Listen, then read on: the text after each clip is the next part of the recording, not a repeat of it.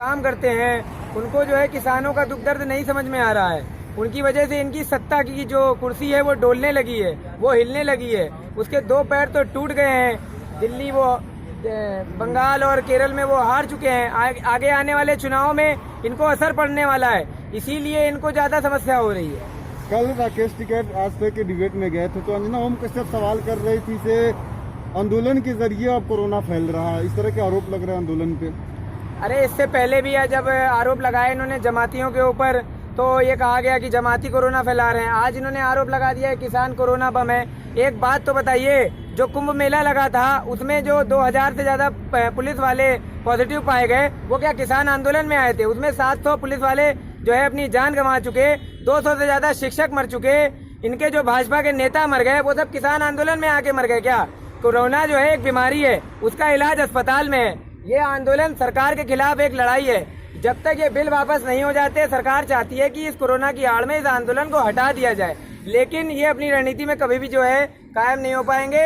ये आंदोलन इसी प्रकार से चलता रहेगा। यहाँ पर हर व्यवस्था कर ली गई है सुचारू रूप से, सब व्यवस्थाएं करी गई हैं। आंदोलन ऐसे ही चलता रहेगा जब तक बिल वापस नहीं होंगे, किसान अपने घर नहीं जाने वाले। लेकिन अंजना कश्यप ने ये भी पूछा था कि यहाँ पे अगर कोरोना फैलता है आंदोलन के अंदर तो उसका जिम्मेदार कौन होगा? आंदोलन के अंदर कोरोना कैसे फैल जाएगा? एक तो बात बताइए, इतने दिनों से आंदोलन चल रहा है, टिकरी बॉर्डर पे, सिंगू बॉर्डर पे, गाजीपुर बॉर्डर पे, शाहजहांपुर खेड़ा बॉर्डर पे, वहां पर कितने पेशेंट मिल गए आपको? आप तो यहीं रह रहे हो, और भी मीडिया वाले, गोदी मीडिया रह रही है। पूरे देश में कोरोना की लहर दिखा दी। इतने सारे लोग, जो गंगा है उसको शव वाहनी कर दिया, वहां पर लाशें इतनी ज्यादा मिली, लेकिन इस आंदोलन में एक भी कोरोना का पेशेंट नहीं मिला। आखिर क्या कारण है? ये तो बड़ी ताज्जुब की बात है। हम तो यही कहेंगे कि जिनको कोरोना से बचना है वो इस आंदोलन में आ जाए, क्योंकि यहाँ पर तो सब सुरक्षित है, सब स्वस्थ है, सब हष्ट पुष्ट है। कोरोना से जिनको बचना है वो यहाँ आ जाइए। गाँव एक बसा हुआ है, कोरोना यहाँ पर नहीं है, बिल्कुल भी नहीं है। लेकिन जहाँ पे ये भीड़ लग रहा है, जिसके ऊपर ये लग रहा है कि यहाँ से कोरोना फैल सकता है, वही जब पश्चिम बंगाल में चुनाव हुए, उत्तर प्रदेश में पंचायती चुनाव हुए, तो उस वक्त अंजना ओम कश्यप प्रधानमंत्री, गृह मंत्री, मुख्यमंत्री से सवाल नहीं करती है, और राकेश टिकैत साहब इस तरह के सवाल कर रही है। इसलिए कर रही है ना, क्योंकि जो है ये राकेश टिकैत जी सरकार के खिलाफ खड़े हैं, इस आंदोलन में खड़े हैं, इस आंदोलन को चला रहे हैं। जब पश्चिम बंगाल में चुनाव था तो मोदी जी वहां पर प्रचार कर रहे, तब कोरोना नहीं हो रहा। उत्तर प्रदेश के चुनाव हो रहे, वहां कोरोना नहीं हो रहा। ममता बनर्जी ने इसको लेकर मांग करी थी कि एक ही जो है चरण में चुनाव करवा दिए जाए, लेकिन उसको 7-8 चरण में चुनाव करवा दिए गए। पंचायती राज चुनाव कितने समय में हुए? जब वहां पर वोटिंग हो रही तो वहां पर भीड़ लगा रखी है भाजपा के, उसमें वहां गुंडाई चल रही है। लोग जो जीत रहे हैं उनको जबरदस्ती पीटा जा रहा है, उनको डराया जा रहा है। तो जहां भाजपा के लोग हैं वहां कोरोना नहीं होगा, लेकिन जहां भाजपा का विरोध करने के लोग सड़क पर उतरेंगे लोग, वहां कोरोना का डर दिखाया जाएगा। जहां भाजपा के लोग जाकर अस्पताल का उद्घाटन करेंगे वहां कोरोना नहीं है। अस्पताल का उद्घाटन क्या आप घर में बैठकर वीडियो कॉन्फ्रेंसिंग के जरिए नहीं कर सकते?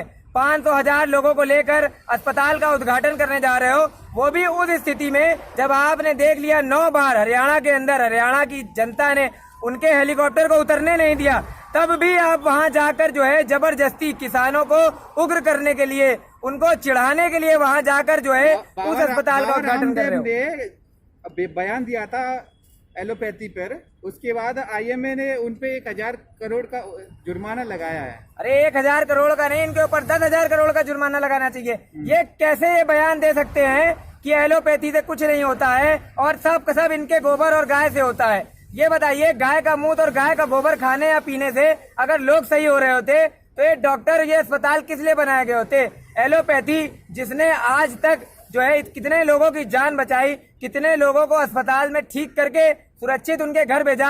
आखिर अगर आप मेडिकल साइंस के ऊपर आरोप लगा रहे हो तो आप देश की बुनियाद के ऊपर आरोप लगा रहे हो। बाबा रामदेव एक अनपढ़ और जाहिल किस्म का इंसान है, जिसको किसी भी प्रकार का जो है नॉलेज नहीं है। वो योग करता है, उसको योग करना चाहिए। वो दवा की लाइन में उतर गया, वो आटे की लाइन में उतर गया, रोजगार हर चीज मतलब वो बनाने लगा। अब देखने सुनने में आ रहा है अंडरवियर भी बना रहे हैं बाबा रामदेव पतंजलि कंपनी का। तो ये सब व्यापारी लोग हैं, ये देश को खा जाने वाले लोग हैं, लुटेरे लोग हैं। इनका सबका इलाज बांधा जाएगा, सबको ठीक करा जाएगा। लेकिन बाबा रामदेव यानी मोदी जी के तो बहुत बड़े सपोर्टर हैं। अब इस समय रामदेव बाबा पे जुर्माना लगाया तो मोदी जी क्यों नहीं कुछ कह रहे? मोदी जी कहाँ से कहेंगे? किस किस को चुप कराएंगे? हर वर्ग की जुबान पर सवाल है। पढ़े लिखे लोग जो हैं इस दुनिया में भारत के अंदर जो हैं, उनके हर एक आदमी की जुबान पर सवाल है। कोरोना को लेकर इतने सारे लोगों की मौत हो गई है, यहाँ पर देश में हाहाकार मचा हुआ है, लेकिन प्रधानमंत्री जी ये कहते हैं कि सब कुछ ठीक है। योगी आदित्यनाथ कहते हैं उत्तर प्रदेश में सब कुछ ठीक है। गंगा में शव वाहिनी गंगा में लाशों का अंबार लगा हुआ है, लेकिन योगी जी कहते हैं सब कुछ ठीक है। तो जब इतने सारे सवाल उठने लगे, जनता को सब दिखाई देने लग गया, अब इंडियन मेडिकल जो लाइन है, उन्होंने जब वहां पर एम्स के लोगों जब धरने पे बैठ गए, जब उन्होंने 1000 करोड़ का जुर्माना लगाया, माफी मांगने से काम नहीं चलेगा। आप हमारे जो वैज्ञानिक हमारे डॉक्टर है, उनके ऊपर आप आरोप कैसे लगा सकते हो कि एलोपैथी कुछ नहीं हो सकती। 1000 क्या, इनके ऊपर तो 10,000 करोड़ का जुर्माना लगाना चाहिए। और प्रधानमंत्री कैसे बचा लेगा किसी व्यक्ति को अगर वो गलत बोल रहा है? जब हमारे यहाँ कोई नेता गलत बोल देगा तो उसके ऊपर तो सारे आरोप मर दिए जाते हैं, लेकिन अब जब रामदेव ने इतना गलत बयान दिया तो उसके ऊपर खुद सरकार को लगाना चाहिए। सरकार ने कुछ नहीं कहा, लेकिन मेडिकल विभाग के लोग अपनी मांग को मनवा के मानेंगे और इनसे जुर्माना वसूल के मानेंगे। वो तो ठोक ठिका के बोलते हैं कि मैं डॉक्टर हूँ, बिना डिग्री का हूँ, मेरे पास डिग्निटी भी है, मैं इलाज भी कर रहा हूँ। बिना डिग्री वालों की वजह से तो देश की ये हालत हो गई। बिना डिग्री वाले झोला छाप डॉक्टर जिन्होंने कहा मैं कोरोना को ऐसे ठीक कर दूंगा, वैसे ठीक कर दूंगा, आज देख लीजिए गाँव में जो अनपढ़ जाहिल डॉक्टर, जो झोला छाप डॉक्टर जो लेके बैठे हैं, जो जड़ी बूटी खिला के लोगों का बुखार और जुकाम ठीक कर रहे थे, आज जब कोरोना जैसी बीमारी आई तो उन्होंने कहा मैं इसका इलाज कर दूंगा, और आदमी ने दवा खा ली, उसे लगा हमारा तो कोरोना ठीक हो जाएगा। लेकिन जब आगे बढ़ता गया कोरोना, उनको तकलीफ होती गई। इस बार किसानों जो गाँव में लोग मरे हैं वो किस वजह से मरे? बिना जो है अच्छे स्वास्थ्य विभाग की वजह से, बिना जो है अच्छे अस्पतालों, बिना अच्छे डॉक्टरों की वजह से तो इतनी मौतें गांव में हो गई। वरना यहाँ पर जो अस्पताल बने हुए हैं, यहाँ पर थोड़ा ना इतनी मौतें हो रही हैं। हालांकि बाबा रामदेव ने ये भी कहा है कि किसी के बाप में दम नहीं है जो मुझे हाथ लगा दे, गिरफ्तार करे। इस तरह के अरे ये क्या अपने बाप की बपौती समझते हैं देश को? अभी एक बात बताइए, अगर ये डॉक्टर हड़ताल पे बैठ जाएंगे तो क्या मोदी जी इलाज करेंगे कि क्या अमित शाह तड़ीपार इलाज करेंगे? इलाज तो डॉक्टर ही करेंगे ना।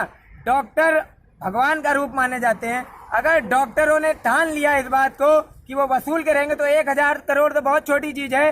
10,000 करोड़ रुपए भी वसूल लेंगे। अगर डॉक्टर धरने पर बैठ गया तो इलाज कौन करेगा? नर्स धरने पर बैठ गई तो इलाज कौन करेगा?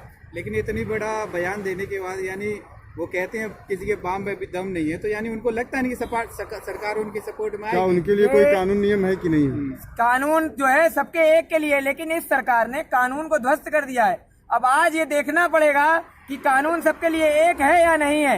कानून अगर सबके लिए एक होगा तो ये जो जुर्माना डिसाइड करा गया है वो जुर्माना उन्हें भरना पड़ेगा। अगर ये सरकार के पिट्ठू है, अगर सरकार के जो है करता धरता है, सरकार को फंड प्रदान करते हैं, तो सरकार इनको जो है माफ कर देगी, इनको ऐसे ही जो है छुड़वा देगी। आज ये पता चल जाएगा अपने आप आने वाले समय में कि इनसे वसूला जाएगा जुर्माना या नहीं। अगर ये सरकार के जो है बचावे में आते तो इनसे जुर्माना नहीं वसूला जाएगा। अन्यथा अगर कानून एक है, संविधान एक है, अगर मोदी जी संविधान को मानते हैं तो जुर्माना वसूलवाया जाएगा और डंके की चोट पे वसूलवाया